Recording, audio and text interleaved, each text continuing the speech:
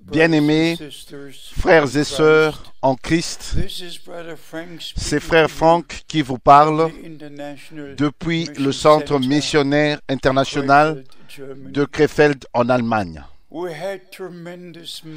Nous avons eu des réunions formidables. Plus de 1000 personnes s'étaient rassemblées venant de plus de 20 pays pour écouter la parole de Dieu. Nous ne faisons qu'apprécier ce que notre Seigneur est en train de faire en ce temps.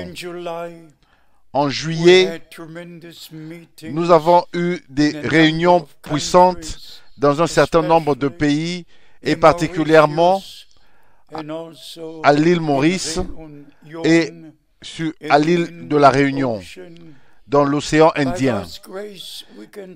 Et par la grâce de Dieu, nous pouvons rendre témoignage que le Seigneur appelle son peuple de toutes les nations, de toutes les tribus, et nous comprenons que ceci est le dernier appel, le dernier message avant que notre Seigneur et Sauveur revienne pour nous prendre à la maison dans la gloire.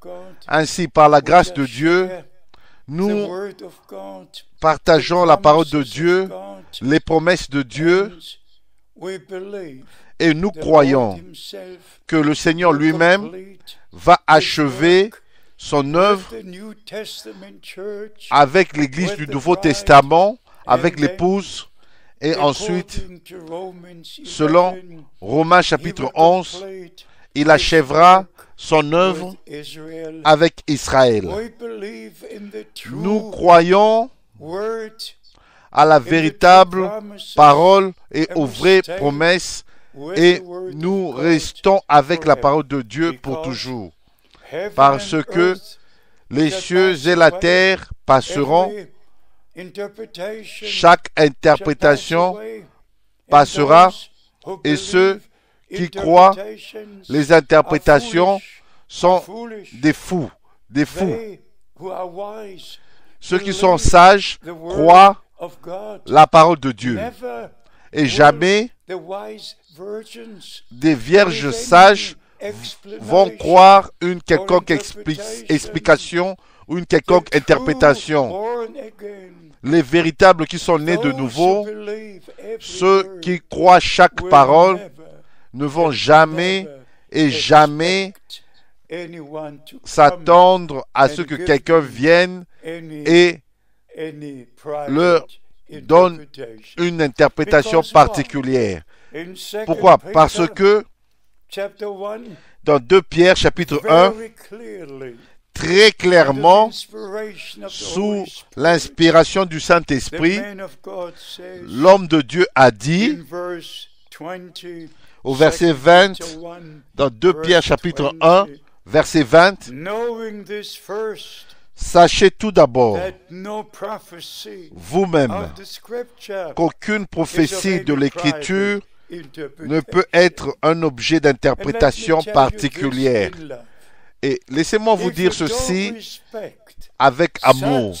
Si vous ne respectez pas une telle déclaration divine dans la parole de Dieu, alors oubliez cela. Oubliez, ayez votre propre chemin et continuez votre propre chemin. Si vous ne respectez pas chaque parole de Dieu, vous n'êtes même pas né de nouveau. Vous ne faites que jouer au christianisme et vous ne faites que prétendre être dans l'épouse. Si vous êtes dans l'épouse, vous êtes une partie de l'époux. Comme Ève a été prise en dehors d'Adam, ainsi l'épouse fut sortie de l'époux sur la croix du calvaire. Chair de sa chair et eau de ses eaux. Et esprit de son esprit. C'est ainsi. Aucun véritable enfant de Dieu ne peut recevoir une interprétation particulière. Et aussi nous comprenons le mandat que l'apôtre Paul avait reçus en son temps. Et aussi ceux qui collaboraient avec lui, comme Timothée. Et dans 1 Timothée, au chapitre 6, nous lisons très clairement de cet homme de Dieu ce qu'il devait dire au sujet du ministère. Et ici, nous lisons de telles paroles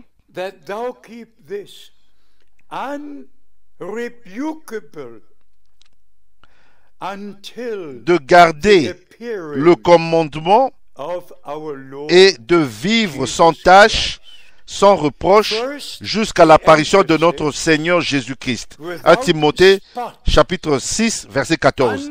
D'abord, sans tâche, et puis sans reproche. Le dernier ministère ne peut pas avoir une tâche et doit être sans reproche. Car ceci est le dernier message. Et comme nous sommes lavés par le sang de l'agneau de tous nos péchés, nous avons été délivrés de toute incrédulité parce que, par la grâce de Dieu, nous respectons et croyons chaque parole de Dieu. C'est ainsi que l'épouse, la véritable épouse sera présentée à notre Seigneur et Sauveur. Nous devons lire Éphésiens chapitre 5. Éphésiens chapitre 5, nous lisons les paroles précieuses qui nous sont adressées en ce temps. Éphésiens chapitre 5, il est écrit ici, au verset 26 et verset 27, afin de la sanctifier en la purifiant et en la lavant par l'eau de la parole, pour faire paraître devant lui cette église glorieuse,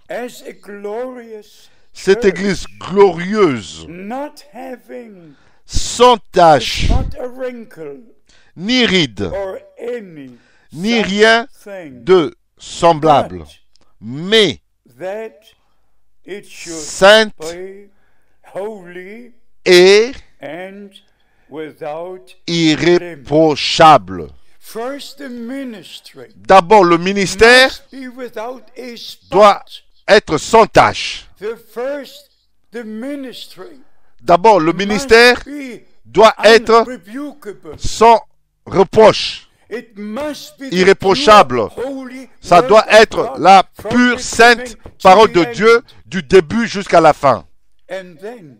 Et ensuite, seulement, tous ceux qui font partie de l'Église véritable et sont dans l'épouse seront lavés par l'eau de la parole de Dieu, de toute interprétation, de tous les faux enseignements, de toute erreur, et seront lavés d'abord dans le sang de l'agneau, purifiés de tout péché et lavés dans l'eau de la parole de Dieu pour être irréprochable, sans tache, pour le jour du retour de Jésus-Christ. Je le dis avec amour et je le dis pour la gloire de Dieu. Par la grâce de Dieu, vous savez tous, j'ai eu le grand privilège de connaître mon Seigneur depuis 1948-1949. J'ai eu le privilège d'être ensemble avec Frère Branham, l'ayant connu pendant 10 ans, étant avec lui dans la même voiture et mangeant avec lui autour de la même table, et ensuite, après son départ dans la gloire, J'ai même dormi dans son lit. Mes frères et sœurs, ça n'aurait pas été suffisant pour que je dise que je suis un serviteur de Christ. Mais par la grâce de Dieu, le Seigneur m'a appelé au ministère. Et frère Branham l'a confirmé en présence de 2 témoins. Vous connaissez tous mon témoignage. C'est ainsi que je porte une responsabilité en ce temps, comme personne d'autre sur la terre, pour apporter le véritable message qui est selon ce que le Seigneur a dit le 11 juin 1933, que le message qui avait été donné à son prophète William Branham précédera la seconde venue de Christ. Le Seigneur a repris le messager, mais le message est resté avec nous.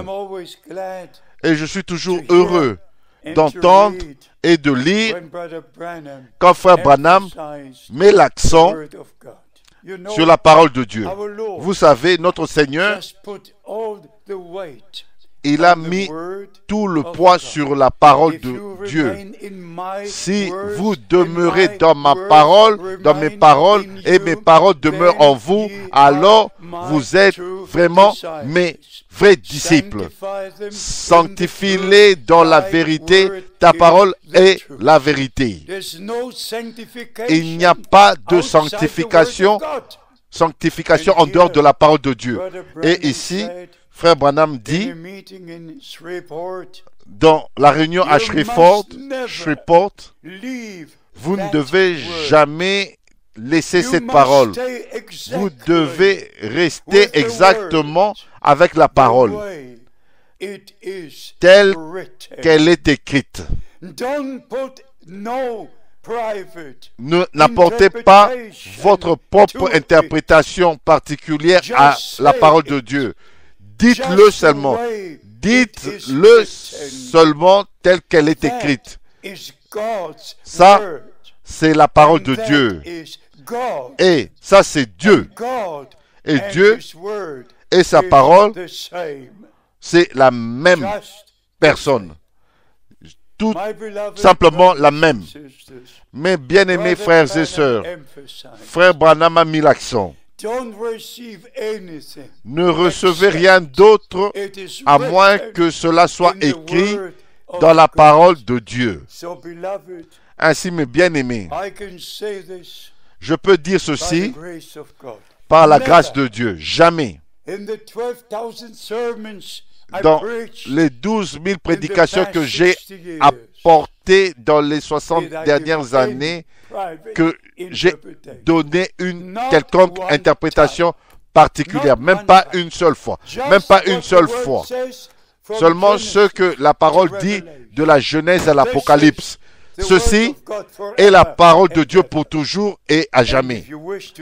Et si vous voulez discuter, vous devez aller vers quelqu'un d'autre, pas à frère Franck. Mais bien aimé,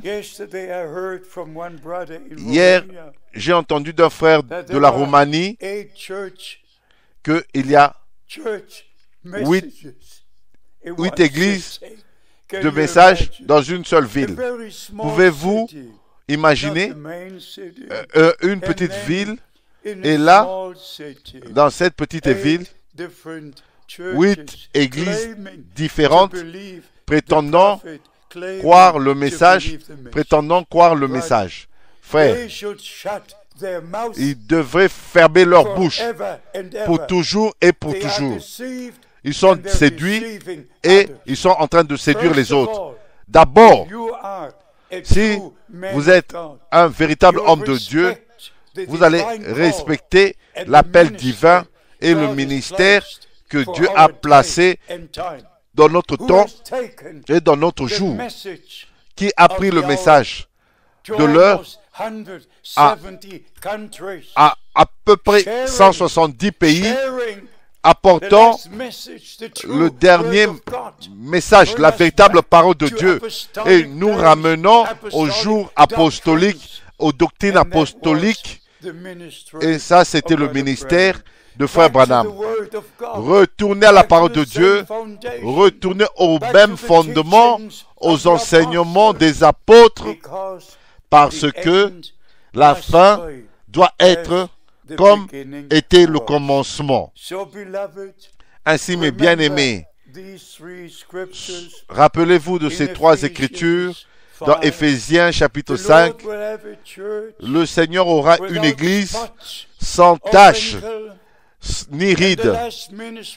Et le dernier ministère que Paul s'adressait à Timothée doit être sans tache, irréprochable, parce que nous avons été lavés dans la parole et dans l'eau de la parole de Dieu. Et aucune tache est restée, aucune ride, comme aucune tache et reste après que nous avons été lavés par le sang de l'agneau. Aucune tâche est restée, aucun enseignement de dénomination, aucune opinion personnelle, aucune interprétation ne peut rester. Rien que la sainte et véritable parole de Dieu. Bien-aimés, je dois conclure et je suis très reconnaissant envers le Dieu Tout-Puissant que ceci est le temps pendant lequel tout arrive à maturité et tous ceux qui sont de Dieu écoutent la parole de Dieu. Ils sont sanctifiés dans la parole, ils sont lavés dans l'eau de la parole et ensemble, nous nous préparons pour le retour imminent de Christ. Et laissez-moi vous dire ceci, que le retour de Christ sera une réalité et son ascension était exactement telle que c'était écrit à 17 reprises dans les lettres des apôtres. Nous avons la description exacte, précise de ce qui va s'accomplir lors du retour du Seigneur pour nous prendre dans la maison. Même un fou ne peut pas s'égarer si vous respectez la sainte parole de Dieu. Le Seigneur lui-même, pas un enseignement, pas une révélation, le Seigneur lui-même qui est monté au ciel dans un corps glorifié reviendra de la même manière qu'il est monté lors de la résurrection de ceux qui sont en Christ. Et nous qui sommes restés vivants, et nous serons changés et ensemble nous serons enlevés pour rencontrer le Seigneur dans les airs et aller avec lui au festin des noces de l'agneau. Aucune interprétation, on n'a pas besoin d'une quelconque interprétation. Embrassez simplement la sainte parole de Dieu et croyez-la et prenez part à ce que Dieu est en train de faire maintenant. Soyez bénis dans le saint nom de Jésus. Amen.